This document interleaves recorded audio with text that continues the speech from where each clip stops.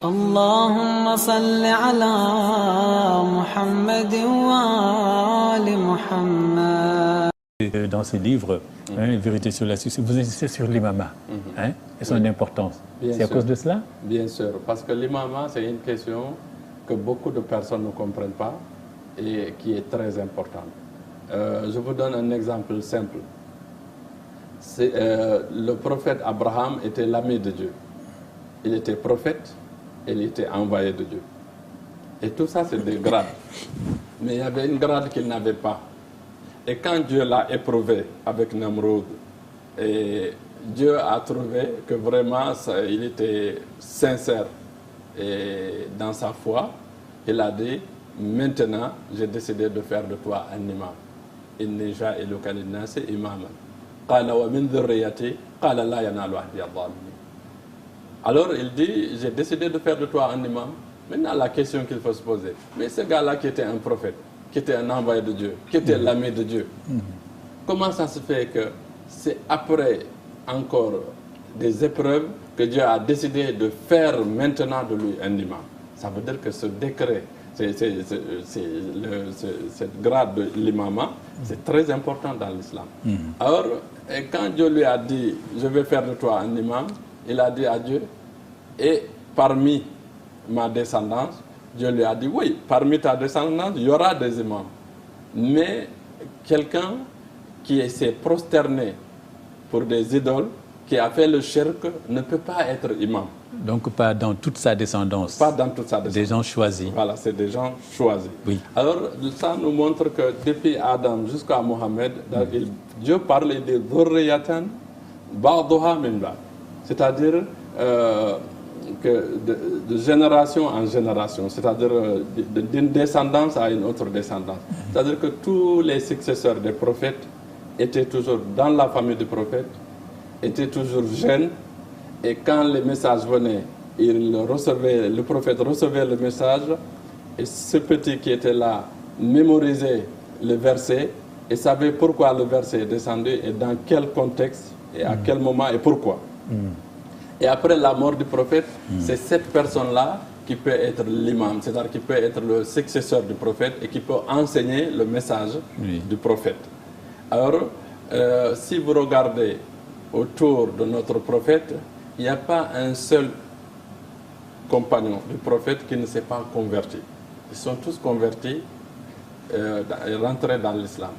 La seule personne qui ne s'est jamais prosternée pour un idole, c'était l'imam Ali, qui était né dans la Kaaba et qui est mort dans la mosquée, au Mihrab, en train de diriger la prière. Et quand il est né, le prophète a lavé son corps et il a prédit que quand il va mourir, que c'est cet enfant-là qui allait le laver. Et exactement ce qui s'est passé. Donc nous, les partisans de Ahlul Bayt, nous pensons que le décret de l'imama, c'est un décret divin. C'est-à-dire que les imams aussi, ils sont au nombre de 12. Et ils doivent être tous infaillibles. Parce que le prophète, il est infaillible. Et celui qui doit succéder à un prophète doit être infaillible. Et c'est pour cela que notre prophète Mohammed sallallahu alayhi wa sallam a désigné l'imam Ali comme son successeur à plusieurs endroits et à plusieurs reprises. L'endroit le plus connu, c'est à Ghadir Kham, lors du dernier pèlerinage que le prophète faisait. Donc voilà un peu l'imam. À vous entendre, Chérif Mohamed Ali Haïdara, l'imam doit être un guide parfait, infaillible, Ahlul Bayt. On peut aussi comprendre que pour être Ahlul Bayt, être descendant du prophète n'est pas la condition nécessaire et suffisante. Non, il faut être, C'est-à-dire que les 12 imams de Ahlul Bayt, qui sont les successeurs de notre prophète, sont tous de la famille du prophète, c'est des descendants du prophète. C'est tout. Maintenant, le fait d'être chiite ou de guider la communauté chiite n'est pas forcément, c'est pas obligé que ce soit un descendant du prophète. Voilà. Alors, on parle de succession, c'est votre livre Vérité, parce que donc il y a des vérités à rétablir, des choses vérité. Donc, il doit y avoir un testament du prophète, forcément, puisqu'on parle de succession. Ce testament, qu'est-ce qu'on en a fait? Il n'a pas été exécuté normalement?